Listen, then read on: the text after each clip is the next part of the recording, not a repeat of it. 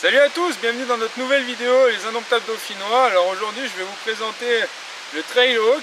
C'est un tomahawk de chez Cold Steel. Mais tout d'abord je tenais à vous parler que j'ai créé le site des indomptables. Donc c'est indomptabledauphinois.e-monsite.com. Vous pouvez retrouver le lien sur le Facebook des indomptables. Voilà, j'en ai parlé un petit peu là dans la vidéo. Et donc le site il va rassembler un peu toutes nos vidéos, photos, et je vais faire un peu des articles écrits. Donc si ça vous intéresse, allez jeter un œil. Voilà, en attendant, aujourd'hui on est parti pour tester cette petite hachette. Et c'est parti. Tout d'abord, on va parler rapidement d'histoire. Donc il faut savoir que les tomahawks ont été inventés en fait par les Français. Et Cocorico. Donc en fait ça a été inventé pendant la conquête de l'Amérique que l'on connaît aujourd'hui. En fait les Indiens qui étaient là-bas, donc les Indiens d'Amérique, utilisaient essentiellement des petits outils, puisque vu que c'était pas des sédentaires, c'était des nomades, ils avaient besoin de transporter, donc il fallait que ce soit léger. Et en fait, le commerce commençait à se développer entre les peuples, et du coup les Français ont eu l'idée de sortir une petite hache, parce que les grosses haches que nous on se servait pour la guerre et tout ne les intéressaient pas du tout. Donc est arrivé le Tomahawk. Donc il y en a deux modèles que je vais vous montrer maintenant. Donc le premier c'était le français, et le deuxième ça a été l'anglais qui a suivi pas longtemps derrière. Voilà, donc le Tomahawk c'est une invention européenne. Bref, sur ce, on va parler maintenant dimension. Donc on est sur un outil qui va peser 614 grammes en tout, en comprenant le manche et le fer, et sinon le fer tout seul pèsera 341 grammes. L'outil fait en gros 50 cm de long pour un tranchant, donc ici, de 6,35 cm. Et on est sur un acier forgé en 10,55, donc bon, c'est pas le meilleur des aciers, mais ça s'affûte assez bien. Par contre, niveau HRC, c'est pas terrible. Bon, j'ai pas le chiffre, mais je dirais que c'est plutôt mou. Le manche est en icori, donc ça c'est plutôt intéressant. Et niveau longueur du fer, donc de là à là, on est sur 17 cm 5. Voilà pour les dimensions. Pour le manche, il faut savoir que là il est un peu jauni parce qu'en fait moi je l'ai passé à l'huile de lin bouillie. Donc c'est de l'huile de lin qu'on fait ni plus ni moins chauffer jusqu'à quasiment qu'elle prenne feu instantanément. Et parce que en fait l'huile de lin bouillie rend imperméable les manches, donc ça les protège vraiment longtemps. Et la tête normalement n'a pas du tout cet aspect là, elle est noire, une peinture noire Cold Steel que vous connaissez bien, mais franchement c'était moche, donc j'ai tout enlevé au décapant. Vous pouvez voir les photos maintenant. Vraiment plus joli maintenant, et dans l'avenir j'aimerais bien le passer au brou de noix pour le vieillir un peu plus, que ça fasse vraiment joli. Bref, maintenant on va passer au test. Dans un premier temps, on va se servir donc du Trailhawk pour venir ébrancher un arbre mort. Là, comme vous pouvez voir, celui-là il a cané. On va en profiter pour tester ma petite hachette.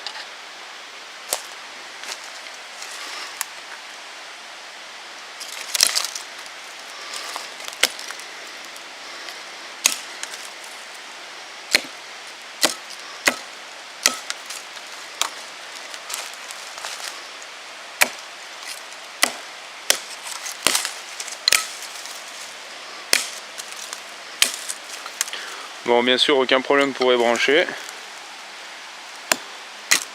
Il en faudrait beaucoup plus pour l'arrêter.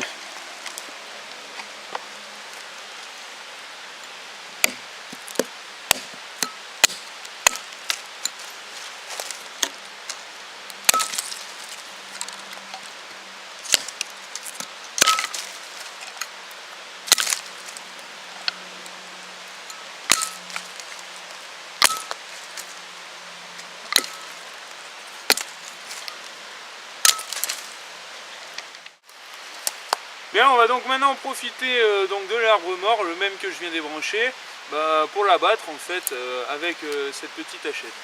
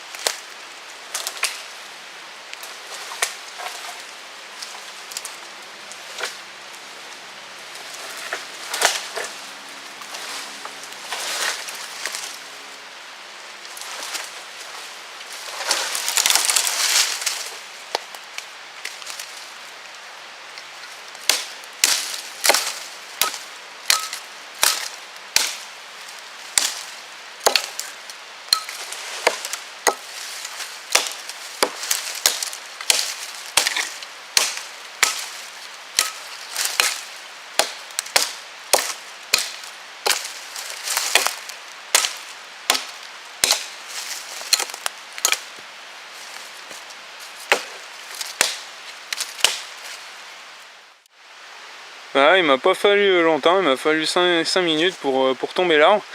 Bon, c'était pas du très gros, on est sur du 10-15 de diamètre, mais pour la taille de la lame, c'est vraiment pas mal. Alors désolé, l'arbre il est pas tombé parce que il était pris avec ses copains là-haut. Mais bon, comme vous avez pu voir, c'était pas très compliqué. Le seul truc par contre, c'est qu'à deux mains, je trouve que c'est intenable. C'est tellement léger qu'en fait on n'y arrive pas, donc moi je le fais toujours à une main. Voilà, maintenant on va passer à de l'abattage, mais à plat, pour couper une section en deux.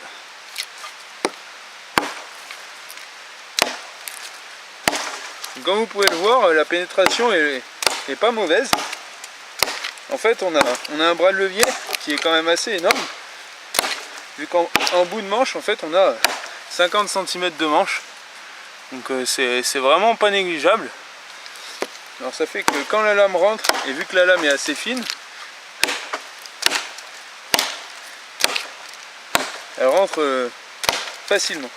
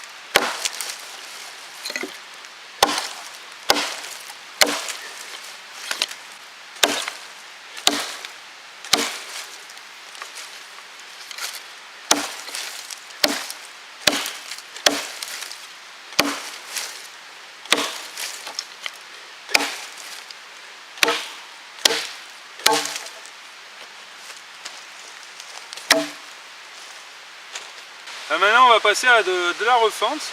Alors j'ai pas pris plus gros pour une bonne et simple raison, c'est que ça sert à rien parce que la hachette elle est pas du tout prévue pour. Elle fait même pas 600 grammes en entier, la tête fait 300 grammes, donc on va encher comme des Russes. Là la section fait quasiment l'épaisseur de la lame, donc déjà ça va être très bien. Et après, de toute manière, quand on sort dans les bois, comme on l'a dit plusieurs fois, on a rarement besoin de faire du gros bois. Donc là, c'est vraiment dans l'utilité un peu roots de l'outil que de s'en servir en ne se servant que du bois qu'on trouve par terre. Donc c'est rare qu'on trouve des arbres.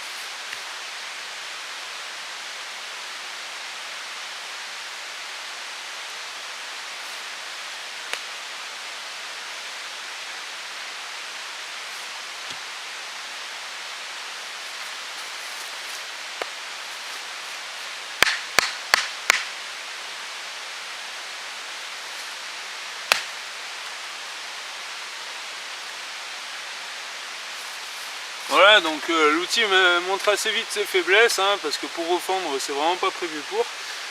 C'est une toute petite bûche et vous avez vu j'en chie déjà. Par contre on va s'en servir donc différemment, on va refendre en l'appuyant sur quelque chose et ce sera normalement beaucoup plus pratique. Voilà, donc c'est parti, on va essayer en appui sur une bûche de finir le travail.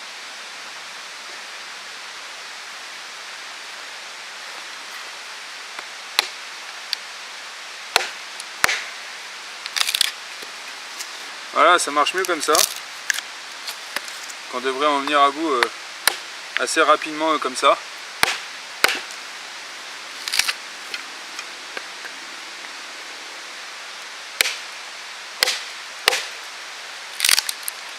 Voilà.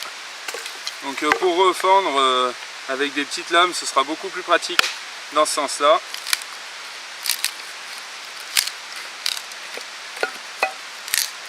Et on arrivera quand même à faire le boulot.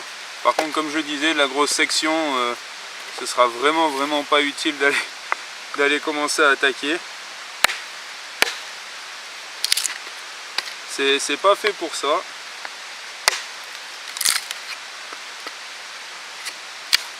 Voilà. Ce sera mieux comme ça. Maintenant on va passer à de la coupe fine, donc on va essayer d'abord de tailler une pointe, ensuite on fera quelques feather sticks et enfin on servira du marteau qui est là pour planter notre petit piquet. Donc comme on peut le voir pour ces travaux là, avec le poids de l'outil on est très à l'aise pour travailler. On arrive assez vite à avoir ce qu'on veut en bout. L'outil est très contrôlable, donc vous pouvez le tenir à ras, comme cela. Ou moi je le tiens en gros par là en général.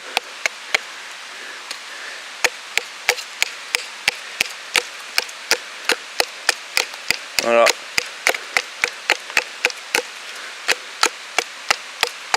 Aucun problème. Là l'outil est vraiment fait pour ça, il est vraiment à l'aise dans cette combinaison là. On peut mettre de tout petits coups pour décrocher des petits copeaux ou à l'inverse taper beaucoup plus fort, comme je l'ai fait à l'instant.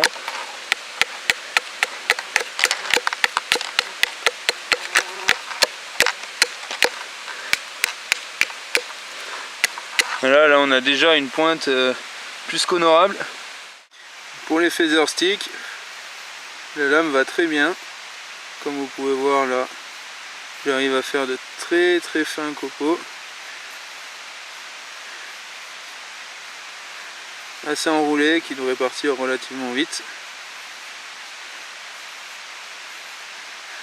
La prise est au niveau du fer pour avoir un contrôle optimal du mouvement avec le doigt le long de la lame pour bien guider ce qu'on veut faire.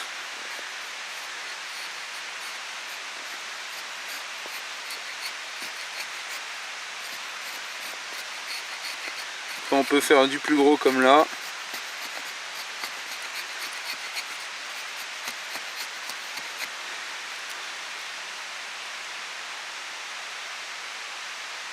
Voilà, on a pu faire quelques copeaux, donc comme vous pouvez le voir ici on a les plus fins et ensuite on monte et j'en ai fait des plus gros ici.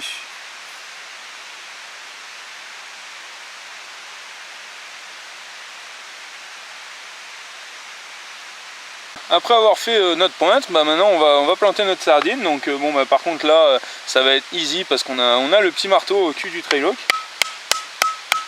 Donc bon, le marteau c'est vraiment fait pour planter des choses et des outils, donc là on est vraiment à l'aise. Celle-ci de sardine elle bougera plus.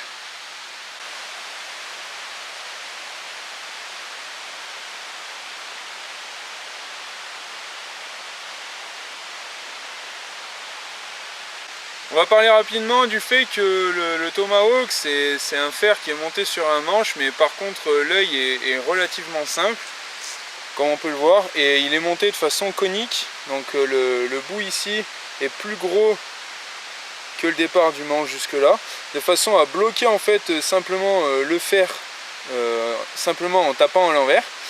Et il est fourni ici avec une petite vis à empreinte BTR là, que l'on ne voit pas bien mais bon, qui est dedans, et elle sert à maintenir la tête en position, parce que vous pouvez le voir sur la chaîne de BlueGS il me semble,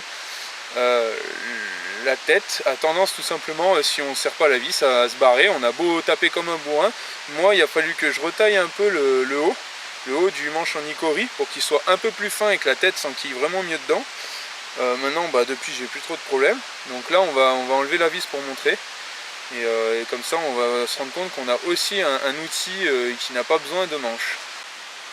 Pour ce faire, il vous faudra simplement une clé BTR donc de 8, une clé Allen qu'on glisse dedans. Voilà, je vais pas vous faire un cours sur comment on dévisse.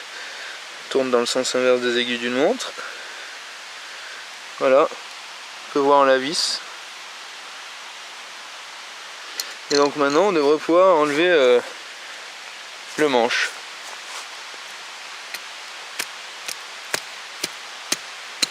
Bon, je l'ai enfoncé fort, alors on va faire ça sur du dur. Voilà. On se retrouve donc dans cette compo là avec voilà, le manche qui glisse et qui arrive en haut qui va se bloquer. Et voilà, je viens de le rebloquer. Là.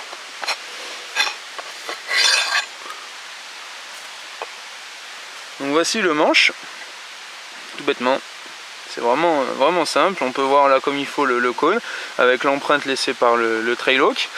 Et donc on a les fibres qui sont quand même relativement, enfin en tout cas pour ma part, parce que c'était pas le cas de tous les gens avec qui j'en ai parlé. On se retrouve avec des fibres qui sont quand même dans l'alignement. On va mieux voir de l'autre côté. Voilà, donc les fibres qui sont dessinées un peu comme ça là. Donc c'est quand même plus solide que si c'était complètement à l'horizontale. Et elles sont assez serrées, donc au final c'est quand même pas mal. Donc voilà, donc maintenant on se retrouve avec le trail hawk sans rien, juste l'outil. Donc on peut voir l'œil ici. Plus facile à transporter si jamais on veut mettre par exemple le manche sur les porte-bâtons. Et surtout on peut s'en servir pour faire racloir, des choses comme ça. Chose que je ne montrerai pas parce que moi je m'en servirai pas dans cette optique là. Moi il va rester sur le manche. Maintenant d'autres personnes rétrécissent souvent le manche. Au lieu de 50, ils préfèrent 30 pour que ce soit beaucoup plus malléable dans le sac, qu'on puisse s'en servir dans n'importe quelle situation. Moi j'aime bien le manche de 50, donc je vais le laisser. Sinon que dire de plus, vous avez vu les photos tout à l'heure, en noir c'était vraiment horrible. Le tranchant était vraiment mal fait, donc moi j'ai convexé le tranchant. On devrait arriver à distinguer, voilà. On voit assez bien l'arrondi. Et c'est beaucoup mieux comme ça. Donc c'est un bon outil, mais par contre il demande quand même un petit peu de... Enfin pour s'en servir, on peut pas s'en servir immédiatement comme ça. Ne croyez pas tout le temps à ce qu'on vous dit, ce qu'on vous montre. Les pubs Coldsteel, elles sont quand même faites par le fabricant, donc c'est pas pour rien, c'est pour vendre. Et elles sont quand même un petit peu mensongères. Je vais pas m'attaquer à eux, mais il y a des fois c'est un peu mensonger quand même.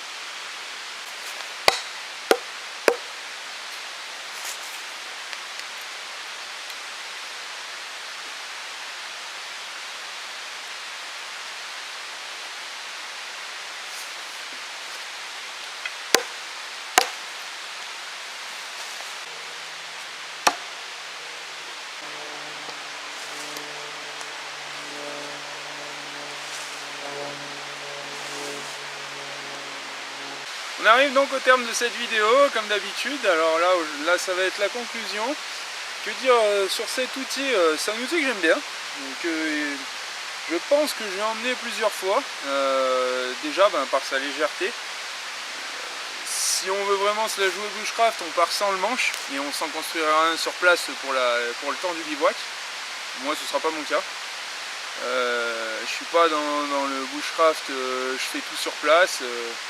Il y a pas mal de discussions en ce moment, ça m'intéresse pas. Moi j'adore les outils, je m'éclate avec mes outils et donc je leur rends bien, alors je pars avec. Je pense que pour partir l'été il est amplement suffisant, même on va dire 3 saisons sur 4, mais l'hiver ce sera pas du tout assez suffisant. Bon après si on fait un petit feu l'hiver c'est possible, mais par chez moi il fait un peu froid l'hiver. Même si comme d'habitude il y en a toujours qui sautent de moi, mais j'aurais bien aimé les voir cet hiver quand j'ai fait le bivouac, passons. Toujours est-il que c'est un bon outil, il n'a pas pris de pète tout le long du test. La lame elle s'est pas désaffûtée, elle coupe toujours. Bon c'est pas un outil qui va couper éternellement. Dans le bois ça craint pas grand chose, mais par contre dès que vous allez riper un peu dans la terre ou quoi, il va se désaffûter assez vite, la terre étant très abrasive. Là sinon rien de plus. On chope rapidement des ampoules quand même, j'en ai chopé une donc à ma main qui porte parce que le manche a tendance un peu à glisser. Donc on peut essayer de le texturer je pense pour que ça aille mieux, et sinon moi je vais essayer de toute manière le décorer avec un peu de cuir ici et une espèce de ficelle là avec des froufrous à l'indienne pour faire joli. Et voilà, donc c'est pas un outil où vous pourrez tout faire avec, contrairement à ce que je montre d'habitude. Là on pourra vraiment pas tout faire, il va manquer un petit quelque chose. Par exemple, même mon gouillard, je peux refendre des bûches qui font déjà 20, quasiment 30 cm, ce qui est assez énorme, alors que là on ne pourra pas du tout. Enfin, si on pourra, mais il va nous falloir, on va gaspiller trop d'énergie comparé à ce que ça vaut. Sinon, le prix il est à 35 €, donc vous n'allez pas vous ruiner pour vous amuser avec celui-ci. En plus, il est pas mal customisable, donc ça c'est vraiment un plus. Voilà, un outil que je vais sûrement emmener plusieurs fois, mais pas non plus tout le temps. J'espère que la vidéo elle vous aura plu. On se retrouve sur le site internet, sur Facebook et sur YouTube très bientôt. Et ciao, bye bye.